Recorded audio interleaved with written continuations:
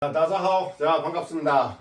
자, 오늘은요, 2022 December 19th, Monday. 자, 오늘은 2022년 12월 19일입니다. 오늘 아주 날씨가 엄청 추웠습니다. 영하 10도, 새벽에는 영하 13도까지 내려갈 정도로 아주 오늘 추웠습니다. 자, 오늘 또 바람까지 좀 보니까요, 더 춥게 느껴지는 것 같습니다. 자, 오늘은요,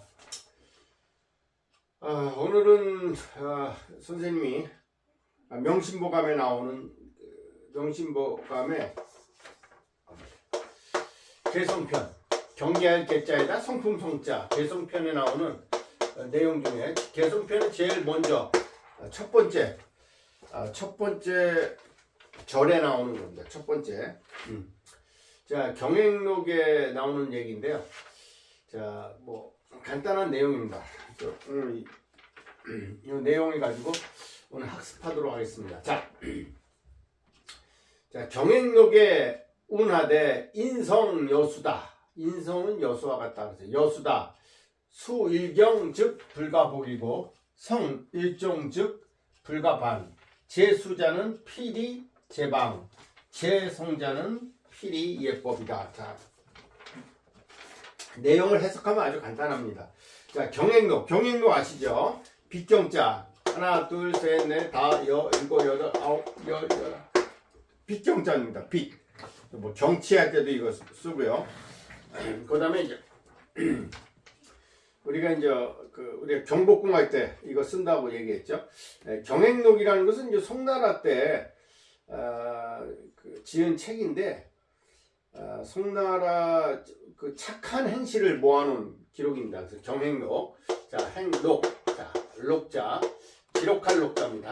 하나, 둘, 셋, 넷, 다섯, 여섯, 일곱, 여덟, 아홉, 열, 열하나, 열두, 열세, 열네, 열다, 열여. 기록한다 그런 뜻입니다. 기록할 녹자입니다. 자, 이게 간체자는요 이렇게 씁니다. 예. 이렇게 간단하게 이렇게 씁니다. 간체자는 이렇게 간단하게 씁니다. 자, 경행록의 운하기를 인성은 여수와 같다. 자, 인간의 성품, 사람 인자를 잘 보세요. 이게 서로 의지한다는 뜻입니다. 사람은 혼자서는 살 수 없는 존재가 바로 인간이죠. 사람은 그래서 우리가 사람 인자에다 사이간자를 우리가 쓰잖아요. 사람은 인간, 사이간자. 사람은 사람 사이에서만 관계를 가지고 관계를 맺고 살아야만 살 수 있는, 생존할 수 있는 존재이기 때문에 우리가 인간이라고 그러죠. 인간. 자, 사이간자를, 그래서 사이간자를 쓰는 겁니다. 인간은 인간 사이에서만 사회적 동물이기 때문에 어쩔 수가 없습니다. 물론 모든 동물들이 다 그렇습니다. 모든 동물들이 사람과 동물과 동물 사이에서 커야지만 그들도 살아남을 수 있고 사람도 마찬가지입니다. 그래서 인간이라고 사이간자를 씁니다. 자, 인성. 인간의 성품은 여수. 이게 같을 여자죠? 같을 여자. 요건 물수자. 자, 사람의 성품은요, 물과 같아가지고, 물이, 한 번, 경이라는 것은 기울정자입니다. 하나, 둘, 셋, 넷, 다섯, 여섯, 일곱, 여덟, 아홉, 열, 열하나, 열두, 열세. 기운다 그런 뜻입니다. 우리 경사로, 이렇게 경사할 때도 이 경자를 쓰죠. 어떤 경향이 있다 할 때도 이 경자를 씁니다. 경향이 있다. 자, 할 때 이 경자를 쓰죠. 네, 그래서 기운다는 거예요. 기울다. 자, 그래서 우리가 물이 한번 기울게 되면, 자, 평평한 물이 이렇게 기울게 되면, 자, 어떻습니까? 평평한 물이 기울게 되면 불과 복. 이거 할 수 없다. 불가라는 게, 가짜는 쓸 때요, 여러분들 이렇게 써야 돼. 하나, 둘, 셋, 넷, 다섯, 이렇게 써야 됩니다. 쓰는 순서가 맞아야 돼. 하나, 둘, 셋, 넷, 다섯.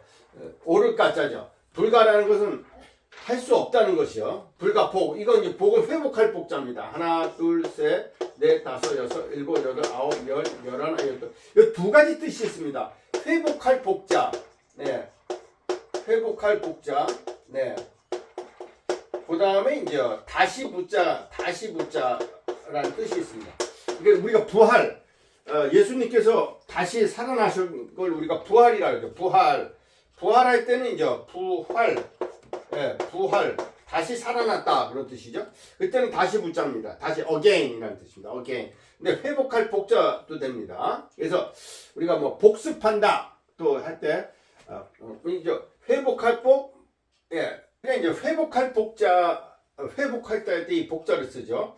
그다음에 이제 부활할 때는 이 다시 붙자를 씁니다. 근데 여기서는 이제 회복한다는 뜻입니다. 그러니까 물이 한번 이렇게 평평하다가 기울게 되면요 쏟아지게 되죠. 즉 다시 회복할 수 없다는 겁니다. 그래서 회복할 수 없고 이건 이제 성품 성자죠. 성품이 한번 이 종이라는 것은요 세로 종자란 뜻이지만요. 자, 이 세로 종자는요 우리가 그 세로와 가로를 종횡이라 그러죠. 종횡이라 그러는데 이 종자는요 세로 종자라는 뜻도 되지만 세로 종자라는 뜻도 되지만 이제 놓을 종자 이렇게 우리가 이제 종자 들어간 말 있으면 방종, 자유가 잘못되면 방종으로 되죠. 이 방종할 때 이 방종, 제멋대로 하는 걸 방종이라 그러죠. 방종, 제멋대로 놓을 종자죠. 그러니까 성품이 한번 놓아져 버리면, 즉 방종, 제멋대로 돼버리면, 즉 불가반. 이 반이라는 것은요, 돌이킬 반자입니다. 돌이킨다. 돌이킬 반자. 돌이킬 반자입니다. 이 반자는요, 돌이킬 반자입니다. 이게 돌이킬 반자입니다. 돌이킬 반자. 그래서 성품이 한번 방종하게 되면, 즉, 이 돌이키기 어렵다는 거죠. 돌이킬 수 없다는 겁니다. 한번 제멋대로 하게 되면요, 인간이 그렇잖아요. 뭐, 마약, 도박, 뭐, 이렇게 성품을, 또 뭐, 이렇게, 어떤, 인간의 어떤 도덕적으로 타락하고, 뭐, 그런 것도 다, 그런데 빠져버리면요, 이 다시 돌이키기가 어렵습니다. 돌이키기 어렵다. 그래서 제수자는, 이 제라는 것은요, 법제라는 뜻도 되지만, 여기 제어한다 그런 뜻입니다. 제어한다. 자, 제자 한번 봐주세요. 하나, 둘, 셋, 넷, 다섯, 여섯, 일곱, 여덟. 제어한다 그런 뜻입니다. 통제, 컨트롤 한다는 거죠. 물을 컨트롤하는 자는 반드시 페이자. 하나, 둘, 셋, 넷, 다섯. 반드시 몸으로써 제방. 이 언덕제자에다 막을 빵자죠. 하나, 둘, 셋, 넷, 다섯, 여섯, 일곱, 여덟, 아홉, 열, 열하나, 열둘. 이 언덕제자입니다. 막을 빵자 하나, 둘, 셋, 넷, 다섯, 여섯, 일곱. 제방. 제방이라는 것은 이제 댐을 얘기하는 겁니다. 댐. 그래서 물을 제어하는 것은 반드시 물을 제어하는 것. 여기서는 뭐 놈자자가 아니고 이제 놈자자인데지만 뭐뭐 하는 것. 물을 제어하는 것은 반드시 제방, 즉 댐. 제방으로서 해야 되고, 성품을 제어하는 컨트롤 하는 것은 반드시 몸으로써 써있자죠. 여기선 관계사로서 써이 몸으로써. 자, 예법. 자, 일단 치우도록 하겠습니다. 자, 예도래자 하나, 둘, 셋, 넷, 다섯, 여섯, 일곱, 여덟, 아홉, 열, 열하나, 열둘, 열셋, 열넷, 열다섯, 열일곱. 예도래자입니다. 예도. 요거 이제 간체자는 이겁니다. 하나, 둘, 셋, 넷, 다섯. 이게 간체자입니다. 자, 예법으로서만 인간의 성품을 제어할 수 있다는 겁니다. 자, 우리가 그래서 옛날 사람들은요, 특히 유교에서는, 성리학에서는 이 예를 굉장히 중요시 여겼습니다. 왜냐하면 인간이 예법, 즉, 예절을 잃어버리면 인간이 말도 막 하게 되고 행동도 막 하게 된다는 겁니다. 그러니까 항상 예절 있게 예법을 행해라. 그래서 이제 부부간에도 옛날에 우리 사대부들은요, 절대로 말을 놓지 않았습니다. 왜냐면 말을 한번 놓아버리면 말을 함부로 하게 되거든요.